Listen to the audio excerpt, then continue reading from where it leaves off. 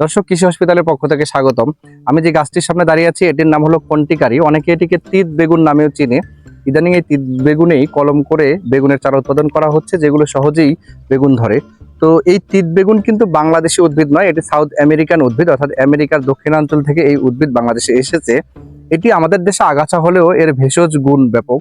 পাতা, ছাল, বাকল, শিকড়, ফল, ফুল সবই ভেষজ ঔষধ হিসেবে ব্যবহার করা হয়। তো আমার হাতে আছে দেখেন কন্টিকারি ফল, লাল কালারের, অত্যন্ত আকর্ষণীয় এই ফল। মানুষের খাবার না হলেও এটি পশু পাখি এবং অন্যান্য প্রাণীদের প্রধান খাবার। এই ফলের এবং এই গাছের বিভিন্ন উপকারিতার ভিতরে রয়েছে কৃমি সারাতে এই গাছের রস প্রচুর কার্যকরী, এবং জন্ম নিয়ন্ত্রক হিসেবেও এই গাছের রস ব্যবহার করা হয়। এছাড়াও বাত ব্যথা এবং বিভিন্ন ভেষজ চিকিৎসায় এই গাছের ব্যাপক ব্যবহার প্রাচীনকাল থেকে আছে।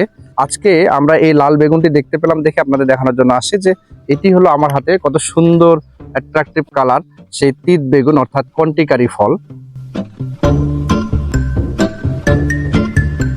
ধন্যবাদ, আপনারা ভালো থাকবেন, কৃষি হসপিটালের সাথেই থাকবেন।